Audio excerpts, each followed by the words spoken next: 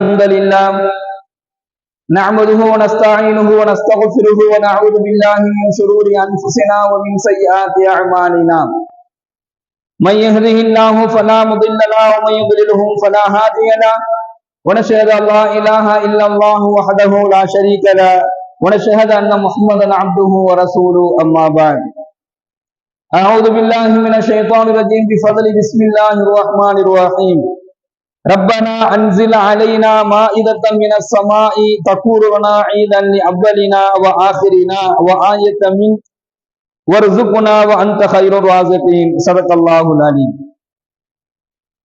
கண்ணியத்திற்குரிய அல்லாஹ்வின் நல்லடியார்களே, சகோதரர்களே, வர்சுகுனா வ அன்த கைருர் ராஸிகீன், ரிஸ்குகள் வழங்குவதில் அல்லாஹ்வே சிறந்தவன் என்பதாக இந்த துஆவினுடைய கடைசி வார்த்தையில் அல்லாஹ் சொல்லி காண்பிக்கிறான். வர்சுகுனா வ அன்த கைருர் ராஸிகீன், தன்னுடைய அடியார்களுக்கு கொடுப்பதில் அல்லாஹ்வே சிறந்தவனாக இருக்கிறான். நம்ம யாருக்கிட்ட எது வேணாலும் நம்ம கேட்கிறோம், அவங்க நமக்கு கொடுக்குறாங்க. ஆனால் அவர்கள் கொடுப்பது நமக்கு திருப்தி ஏற்படுத்துமா அப்படின்னு சொன்னா கிடையாது. ஒரு மனிதன் இன்னொரு மனிதனுக்கு கொடுப்பதன் மூலமாக வாங்கக்கூடிய அந்த மனிதன் திருப்தி அடைந்துருவானா அப்படின்னு சொல்லி பார்த்தோம்னா அடைய முடியாது.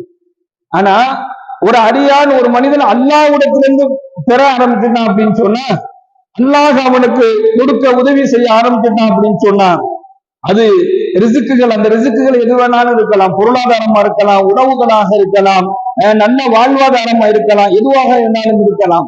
அல்லாஹ் அந்த அடியானுக்கு கொடுத்துதான் அப்படின்னு சொன்னா, அதை கொண்டு அந்த மனிதன், அந்த அடியான் என்ன செஞ்சிருவான்? திருப்தி அடைந்து விடுவான்.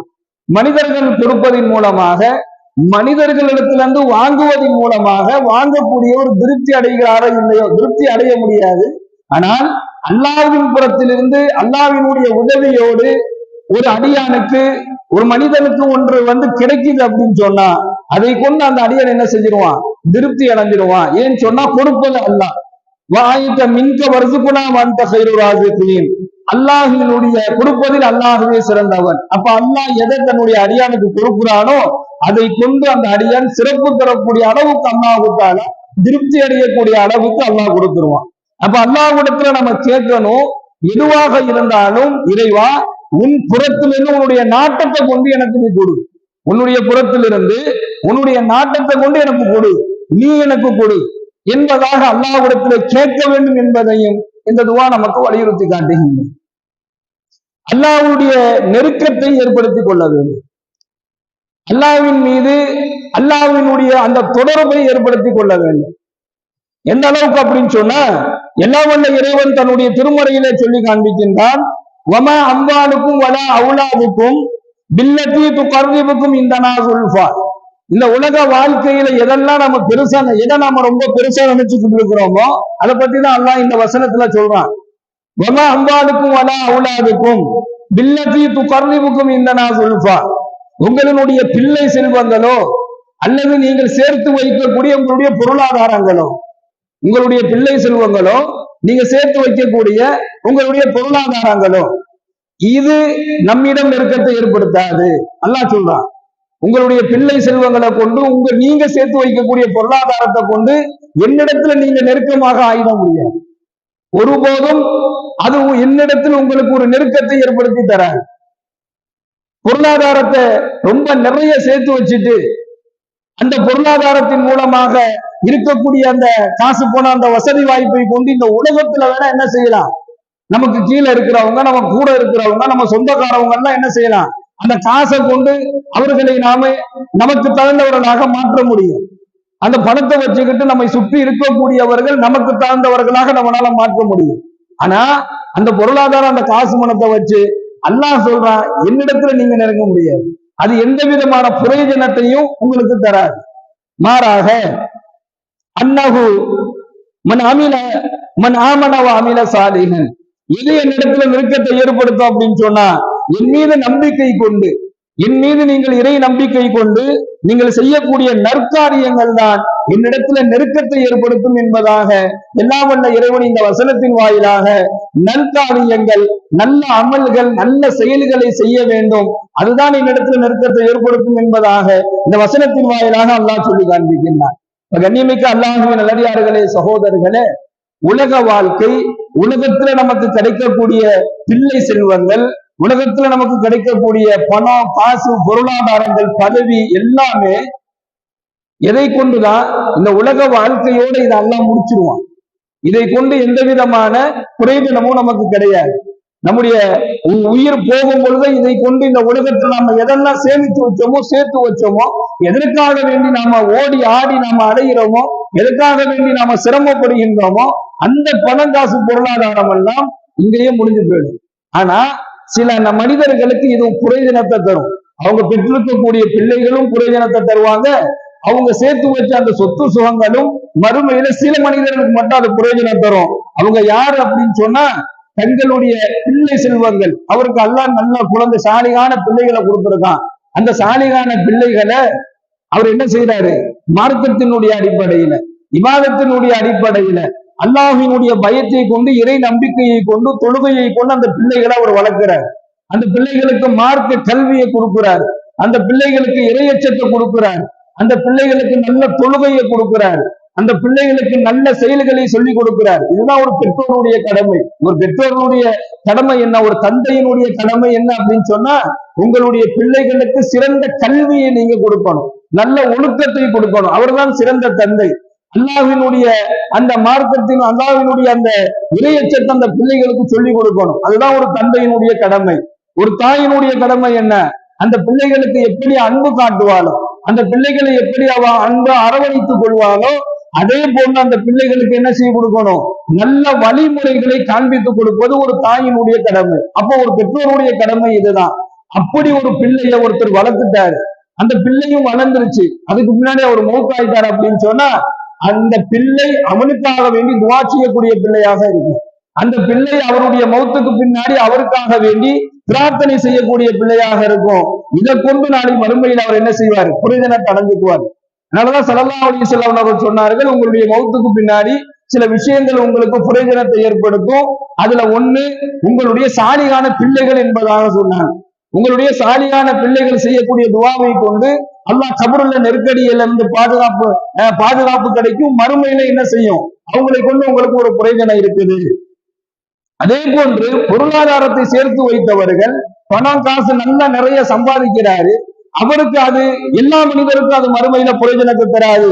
ஆனா இந்த நபருக்கு தெரியும், இந்த நபருக்கு கொடுக்கும். யாரு அப்படின்னு சொன்னா, தான் சம்பாதித்த செல்வத்துல இருந்து தனக்கு கீழ் இருக்கக்கூடிய ஏழைகள், அனாதைகள், விதவைகள், இந்த மாதிரி மக்களுக்கு தான தர்மம் செஞ்சவர், ஜகாத்து கொடுத்தவர், சதகா செய்தவர், அல்லாஹ் கொடுத்திருக்கக்கூடிய பொருளாதாரத்துல இருந்து தனக்கு என்ன தேவையோ அந்த தேவைக்கு எடுத்தது போக மீதம் என்ன இருக்குதோ அது எந்த விதமான கஞ்சத்தனமும் பார்க்காம இல்லாத ஏழை எரிகளுக்கு ஒருத்தர் தன்னுடைய பொருளாதாரத்தை கொண்டு உதவி செஞ்சாருன்னு சொன்னா, அவர் செய்த அந்த உதவி அவருடைய மௌத்துக்கு பின்னாடி அவருக்கு ஒரு பெரிய ஒரு பிரயோஜனத்தை ஏற்படுத்தும் என்பதாக நபிகள் நாயகம் ஸல்லல்லாஹு அலைஹி வஸல்லம் சொல்லி காண்பிக்கின்றார்கள்.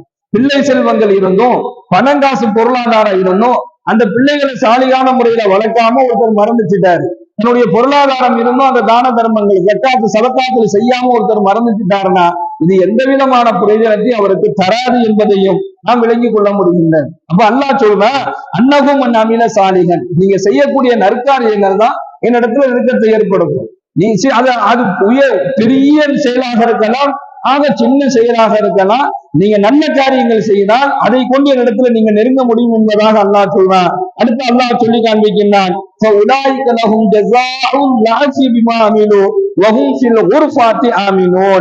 அதனுடைய நற்கூலி அல்லாஹ்விற்காக வேண்டி இறை நம்பிக்கை கொண்டு நாம் செய்யக்கூடிய நல்ல காரியங்கள், இந்த நல்ல காரியங்களுக்கு உண்டான நற்கூலி அல்லாஹ் எப்படி கொடுப்பேன் அப்படின்னு சொல்லி சொல்றான் அப்படின்னு சொன்னா, அதை உங்களுக்கு நான் 10 மடங்கு அது என்னிடத்துல உங்களுக்கு உயர்வாக கிடைக்குங்கிறாங்க. நாம செய்யக்கூடிய ஒரு சின்ன நற்காரியத்திற்கு அல்லாஹ் எப்படி கூலி வழங்குவதாக சொல்றான்னு சொன்னா, அது 10 மடங்கு என்னிடத்துல உங்களுக்கு நற்கூலி இருக்குது. நீங்க செய்யக்கூடிய நல்ல செயலுக்கு என்னிடத்துல 10 மடங்கு நற்கூலி இருக்குது. இன்னும் நீங்கள் உயர்ந்த மாளிகையில் சொர்க்கத்தில் நீங்கள் பிரவேசிப்பீர்கள் என்பதாக எல்லாம் வல்ல இறைவன் இந்த வசனத்தின் வாயிலாக நமக்கு சொல்லி காண்பிக்கின்றான். நபிகள் நாயகம் ஸல்லல்லாஹு அலைஹி வஸல்லம் அன்னவர்கள் அல்லாஹ்விடத்துல இந்த துஆவை அதிகமாக கேட்பாங்க. யா அல்லாஹ், என் பாவத்தை மன்னிப்பாயாக, என் வீட்டை விசாலமாக்குவாயாக, என்னுடைய ரிஸ்கில் அபிவிருத்தி வழங்குவாயாக. இந்த மூணு ஒரு மனிதனுக்கு கிடைச்சிருக்கு அப்படின்னு சொன்னா, இந்த மூணு ஒரு மனிதனுக்கு அல்லாஹ் கொடுத்துட்டான் அப்படின்னு சொன்னா இம்மை மறுமையினுடைய வாழ்க்கை சிறப்பானதாக ஆயிடும். அல்லாஹ்வினுடைய அருளை பெறக்கூடியவர்களாக நாம மாறணும்.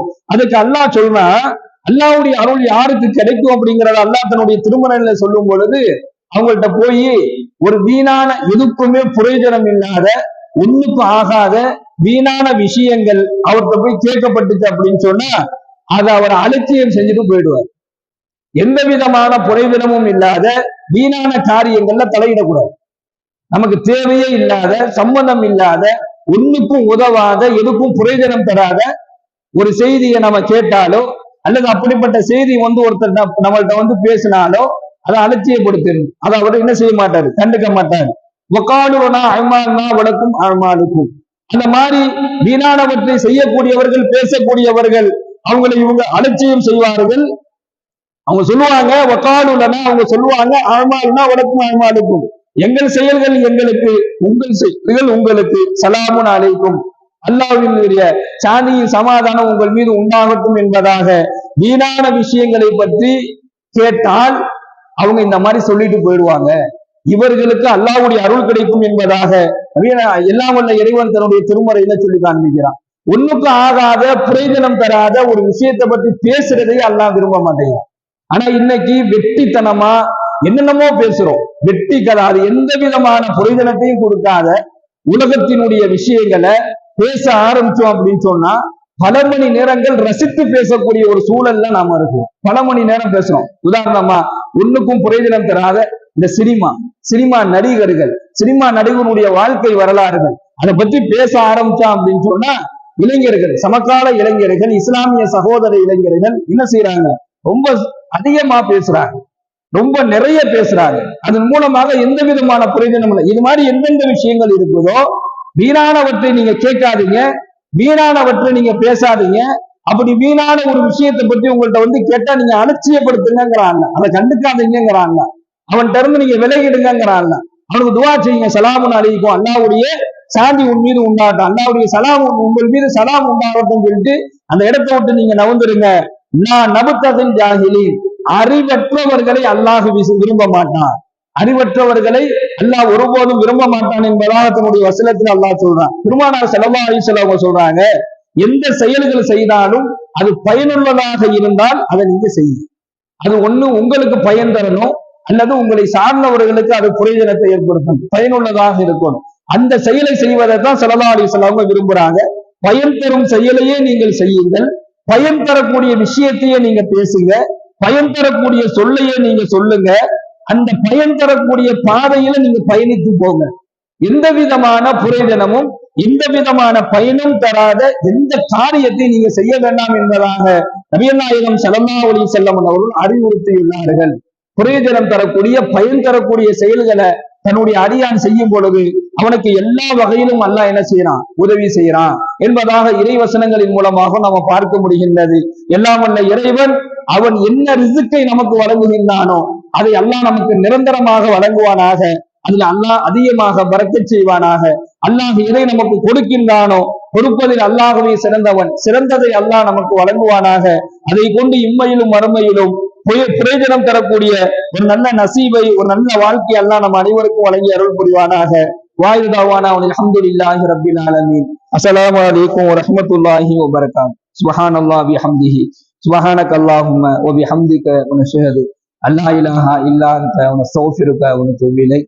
சுப்ஹான ரப்பிக ரப்பில் இஸ்ஸத்தி அம்மா யசிஃபூன் வஸலாமுன் அலல் முர்ஸலீன் வல்ஹம்துலில்லாஹி ரப்பில் ஆலமீன்.